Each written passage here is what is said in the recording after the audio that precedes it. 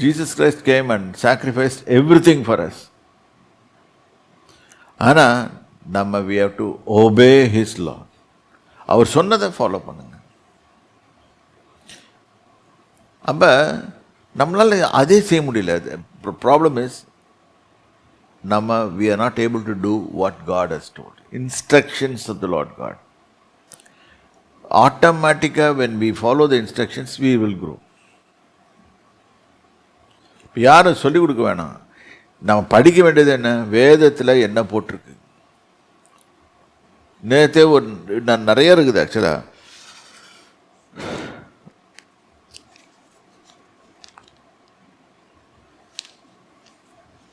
இப்போ ஒரு சில இது படிங்க ஒரு நல்ல சில காரியங்களில் பார்ப்போம். ஓல்ட் கவர்னன்ட்டில் இருந்தது. உபாகமம் 22ஆம் அதிகாரம்.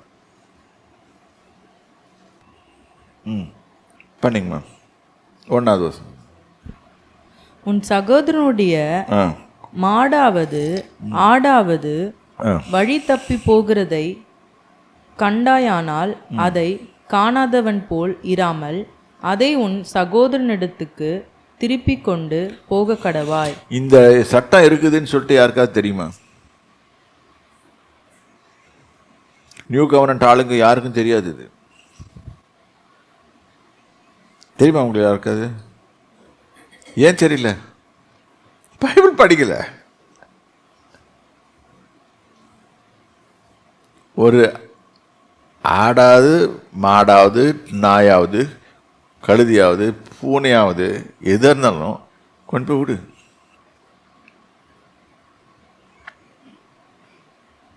திருப்பி கொண்டு போய் கோவக்கூடாது. உன் சகோதரன் உனக்கு சமீபமாய் இராமலும் உனக்கு அறிமுகமாய் இராமலும் இருந்தால் நீ அதை உன் வீட்டுக்கு கொண்டு போய் திருடிடாத. வீட்டுக்கு கொண்டு போய் அதை உன் சகோதரன் தேடி வரும் மட்டும் உன்னிடத்தில் வைத்து அவனுக்கு திரும்ப கொடுக்க கடவாய். திரும்ப கொடுக்க கடவாய். ஆட்டே போட்டுறாத.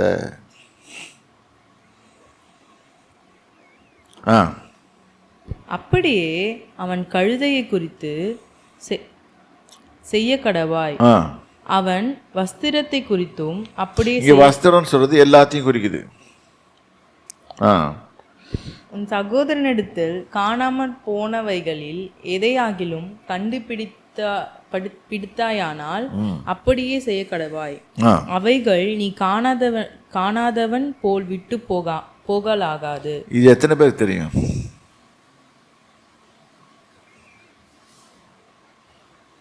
எங்கேருந்து எடுக்கல, இங்கேருந்து எடுக்கிறேன்.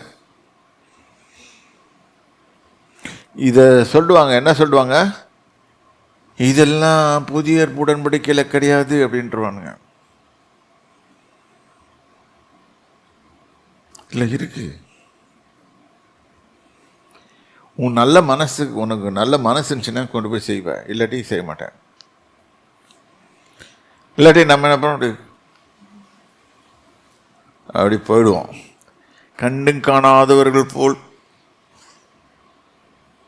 நம்ம சுப்ரீம் கோர்ட்டு கூட சொல்லிச்சு, ஒரு ஆக்சிடென்ட் பார்த்தா போய் ஹெல்ப் பண்ணியா.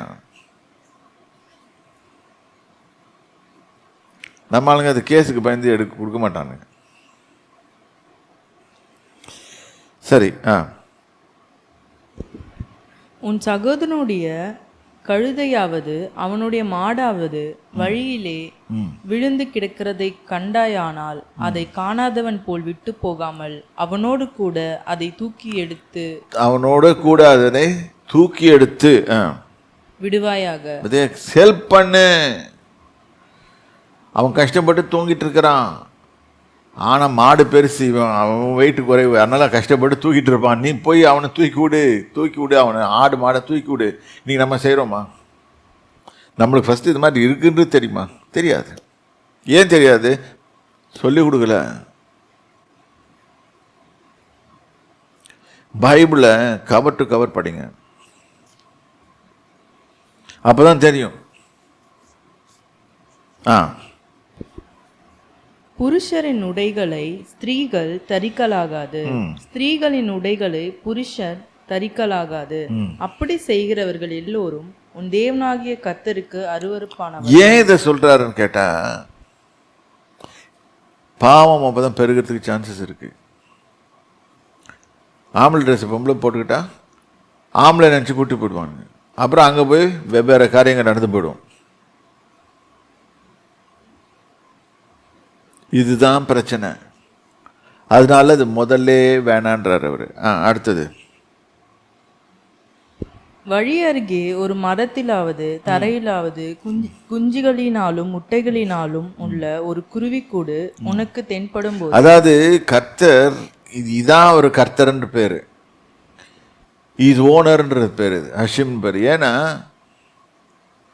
அவர் அதுக்கும் தேவனா இருக்கிறார், குருவிக்கு. Okay, he is concerned about the kuruvi. Yesu சொன்னார்ல, ஒரு தகவலான் குருவிக்கும் ஐ வாட்ச். ஒரு குருவி கீழே விழுந்து போவாது, பிதாவின் சித்தம் இல்லாமல் விழுந்து போவாது. அப்போ அவருக்கு தெரியும் ஒரு குருவி அங்கே இருக்குதுன்னு சொல்லிட்டு. நம்மளுக்கு தெரியாது, அவர் பார்த்துட்டு இருக்கிறாருன்ட்டு. அவர் பார்த்து தான் இருக்கிறார்.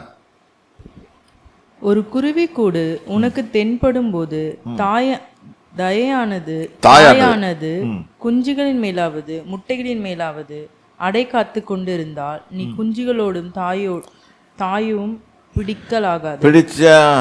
பிடிக்காத. இது தெரியுமா ரூல்ஸ்? தெரியாது. ப்ராப்ளம், பைபிள் படிக்கல.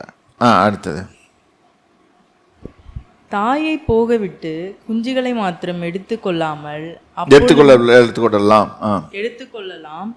அப்பொழுது நீ நன்றாயிருப்பாய், உன் நாட்களும் நீடித்திருக்கும். என்ன பண்ணுது? உன் நாட்கள் நீடித்திருக்கும்படி இப்படி செய். அட்வைஸ். அப்ப அந்த தாய் குருவி யார்கிட்ட கம்ப்ளைண்ட் பண்ணும்? பலவானாகிய மனுஷனை பார்த்து தேவன்கிட்ட கம்ப்ளைண்ட் கொடுக்கும். நீங்கள் தானே நாங்கள் போய் முட்டை போட சொன்னீங்க, நான் முட்டை போட்டு குஞ்சை பார்த்துட்டு இருக்கிறேன். இது ஆக்சுவலாக இது தேவனுடைய சமூகத்திலே போட்டிருக்கு. தேவாலயத்தில் யாரும் போக முடியாது. ஆனால் குருவி போய் அங்கே கூடு கட்டும். ஏன்னா சேஃப்டிக்காக பேசாமல் விட்டுருவாங்க. ஒரு தகவலான் குருவிக்கும் இடம் கிடைத்ததேன்னு சொல்லி தாபீது படுவான். அப்போ அந்த குருவி can put a curse on us. அதனால நம்ம லைஃப் மே கெட் அஃபெக்டட். இது தெரியாது நம்மளுக்கு. இதெல்லாத்தையும் சாமி ஒழிச்சிட்டார். இல்லை, கர்த்தர் அந்த வரனால விளைவுகளை தான் கட் பண்ணார். தட் இஸ், அதனால பாவம் வருது, அந்த கர்ஸை தான் எடுத்தார் இயேசுநாதர் எடுத்தார். சரி, நன்றாயிருப்பாய். நீ புது வீட்டை கட்டினால் ஒருவன் உன் மெத்தையிலிருந்து விழுகிறதினாலே நீ இரத்த பழியை உன் வீட்டின் மேல் சுமந்து கொள்ளாதபடிக்கு அதற்கு கைப்பிடி சுவரை கட்ட வேண்டும். இப்போ புரிஞ்சுதான் உங்களுக்கு ஏன் பேய் அட்டாக் பண்ணுதுன்னு? நிறைய வீடு மொட்டை மொட்டையாக இருக்கும். அவன் ஒழுங்கு செத்து போடுவான். செத்து போனால் அந்த ரத்தப்படி வீட்டுக்கு இவன் வீட்டில் உட்காந்துடுவோம். அப்போ நம்ம என்ன சொல்லுவோம்? அந்த இடத்துல பேய் சுற்றுதுன்னுவோம். பேயனும் சுற்றலை, ஒதுவும் சுற்றலை, நீ வாங்கி கட்டிக்கிட்ட. எப்பவுமே வீடு கட்டும்போது தயவுசெய்து கைப்பிடி சுவரை கட்டுங்க. கைப்பிடி சுவர் கட்டலைன்னா யூ ஆர் லயபிள். கவர்மெண்ட்லேயும் போட்டிருக்கான். இப்போ ப்ரெசண்டில் கூட இந்த இது நம்ம கண்ட்ரியில் போட்டிருக்காங்க. எல்லா இடத்துலையும் ப்ரொடெக்டிவ்க்கு போடணும். இது எங்கேருந்து எடுத்தாங்கன்னா இங்கேருந்து தான் எடுத்தாங்க. தான் ஃபர்ஸ்ட் புக்கு. இல்லாட்டி அந்த இடத்துல ரத்தப்படி இருக்கும். They may call it haunted house also. காசு செலவாகுதுன்னு சொல்லிட்டு கட்டாமல் இருக்காதீங்க. இங்கே தான் ப்ராப்ளம் நாட்டிக்கிறது.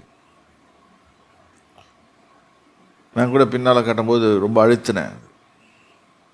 ஏன்னா I don't want to take responsibilities. இங்கே ஸ்மால் கிட்ஸ் வருது, டப்புன்னு விழுந்துச்சுன்னா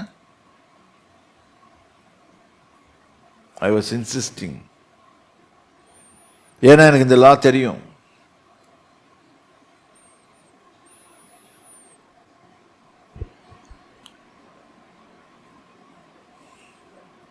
இன்னொரு 11வது வசனத்தை பாருங்க, அது ஒண்டி படிச்சுட்டு முடிக்கலாம். ஆட்டு மயிரும் பஞ்சு நூலும் கலந்த வஸ்திரத்தை உடுத்தி கொள்ளுவாயாக. உடுத்தி கொள்ளாயாக செய்யாதிருப்பாயாக. ஏன்னா அப்படி பண்ணா என்ன ஆகும்னா உனக்கு வியாதி வரும். உடம்பு நாட் டிசைன்ட் ஃபார் தட். ஒன்று இப்படி தனியாக போடு, இல்லாட்டி இப்போ உலகத்தில் பார்த்தீங்கன்னா முக்கால்வாசி ட்ரெஸ் இப்படி தான் இருக்கும். ஆட்டு மயிரும் பஞ்சு நூலும் கலந்த ட்ரெஸ் தான் பண்ணுவாங்க. அதனால தான் வியாதி வர்றதுக்கு காரணம்.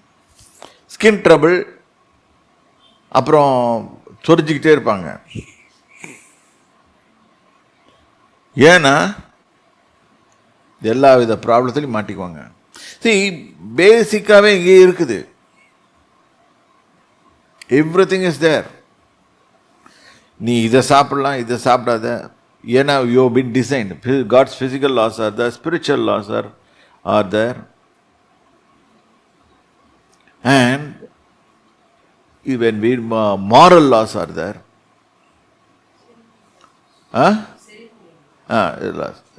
moral laws, சில செரிமோனி, இதெல்லாம் இப்படி செய்ய அப்படின்னு, இதெல்லாம் நம்ம நன்மைக்காக தான் அவர் கொடுத்தாரு.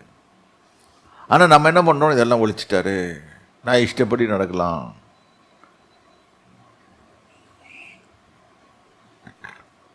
இங்கே தான் பிரச்சனைகள் ஆரம்பமாகுது. If you want blessing to be on you, follow the instructions. அப்ப கர்த்தர் எல்லா நோய்களையும் நீக்குவார்.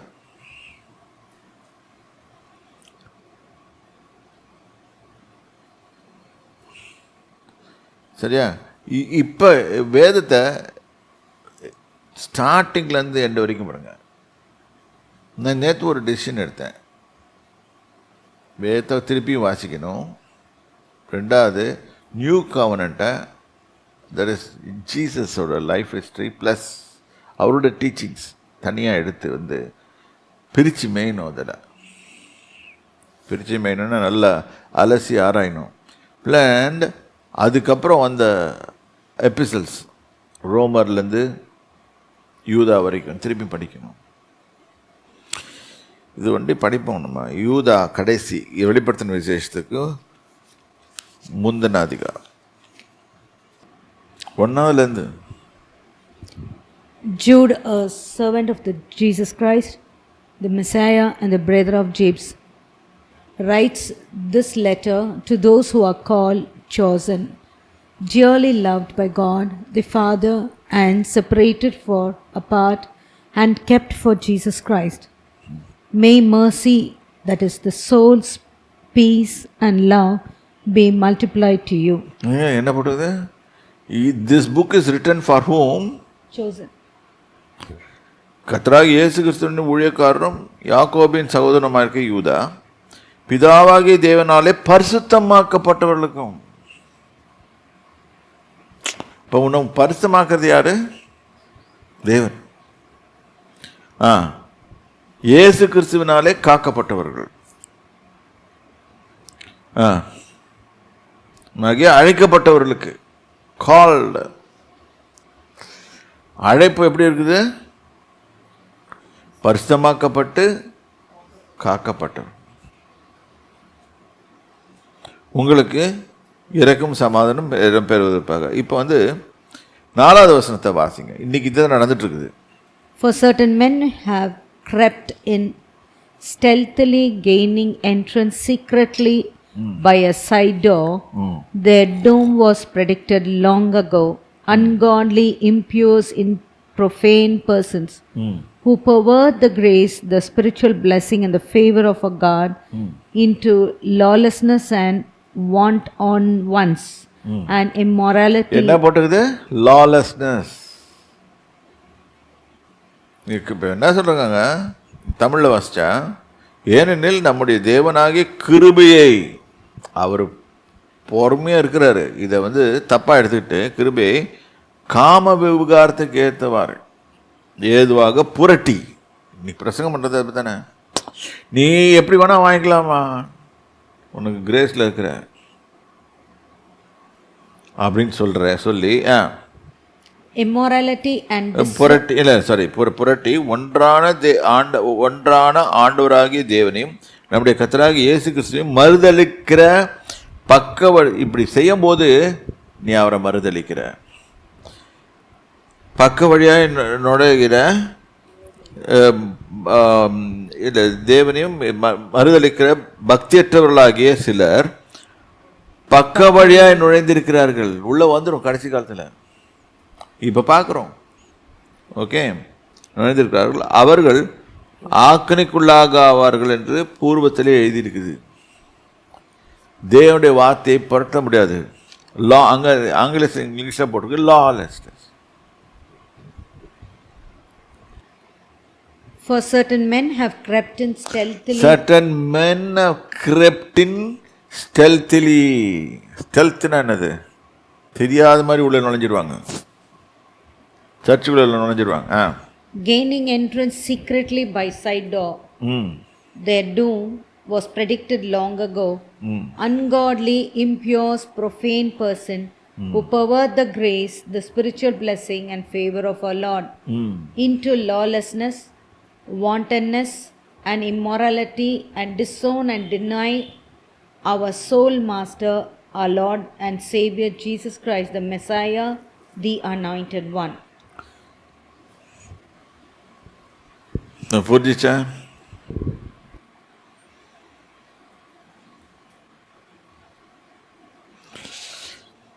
இவங்க எப்படி இருப்பாங்களா,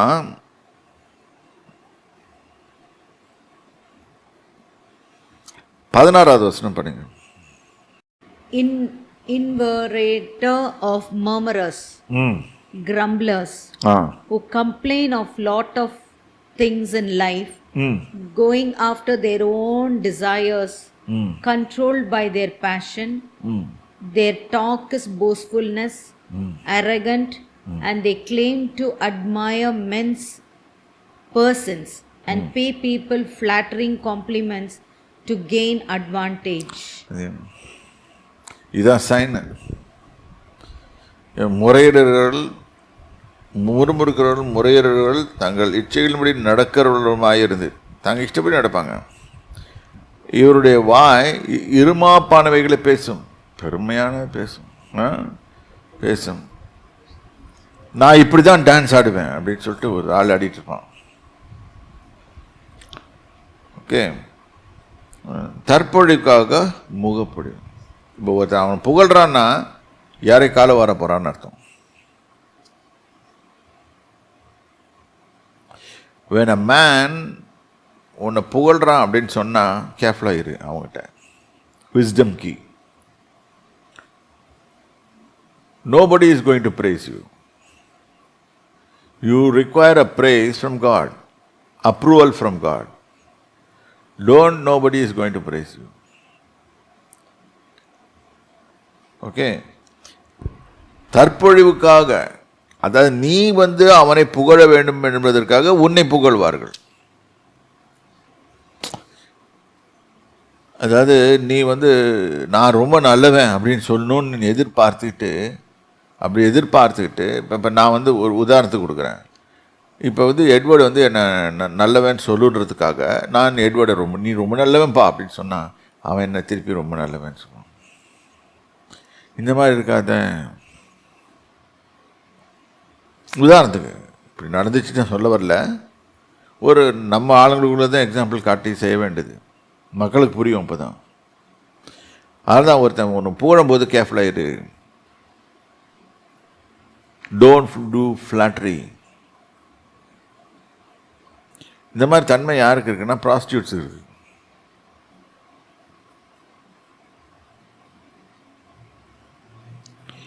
ப்ராவர்ப்ஸ் 7th சாப்டரில் போய் பார்த்துருங்க, அங்கே தான் போட்டிருக்கோம்.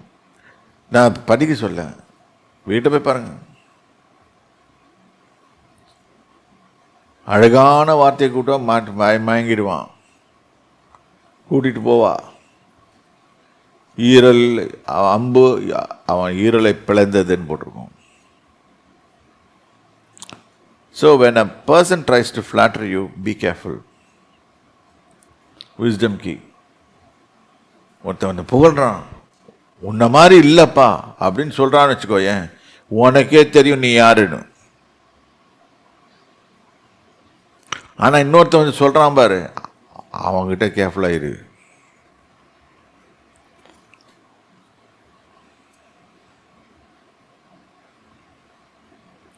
உன்னை பற்றி நீ உனக்கு தெரியாமல் இருந்துச்சுன்னா நீ ஒரு முட்டாள்.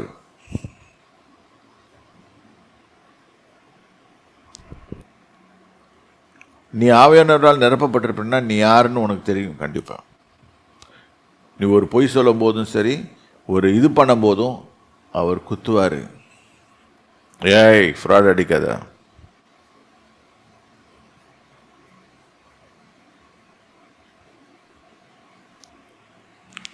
அப்படின்னு சொல்லி கொடுத்தா அதுதான் பாடம், lesson. That is the lesson we learn from the Holy Spirit. But இது பார்த்தா அதுக்கு வரைக்கும் இன்னொருத்தன் வந்து நம்ம யாருன்னு நமக்கு சொல்லிக் கொடுப்பான். நீ உன்ன மாதிரி ஒரு கிரேட்டு யாருமே கிடையாது அப்படின்னு சொன்னான்னு வச்சுக்கோங்க, அவங்ககிட்ட கேர்ஃபுல்லாயிரு. ஃப்ளாட்ரி,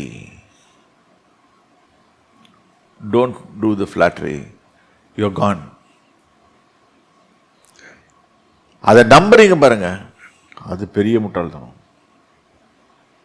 ஏன்னா உன்னை பற்றி உனக்கு தெரியணும். You must know about your self.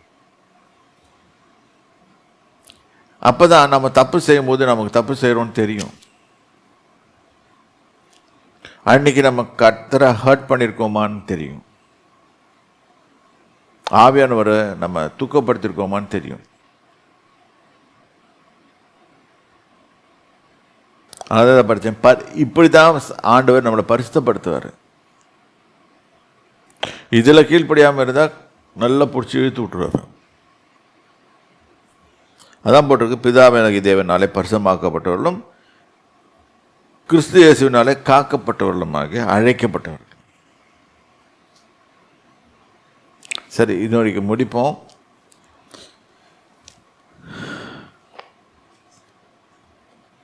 கர்த்தர் உங்களை ஆசீர்வதிப்பாராங்க. ஜெபிச்சு முடிக்கலாம். சர்வ வல்லவரையும் நன்றியோட ஸ்தோத்திரிக்கிறோம். வசனத்தை வாசிக்க கிருபை தந்தீர். நாங்கள் வேதத்தை முழுவதுமாக படித்து தேவனாய் கர்த்தருடைய சித்தங்கள், அவருடைய கற்பனைகள், அவருடைய எல்லா காரியங்களையும் அறிந்து கொண்டு எல்லாற்றையும் கற்றுக்கொண்டு கர்த்தாவே நாங்கள் காக்கப்படத்தக்கதாக எங்கள் தேவனாய கர்த்தரால் ஆசீர்வதிக்கப்பட்டவர்களாக ஜீவிக்க கிருபை தாருங்க. நாங்கள் பரிசுத்த ஜனமாய் ஜீவிக்க கிருபை தாருங்க. ஆசீர்வதிங்க இயேசு கிறிஸ்துவின் நாமத்தினால.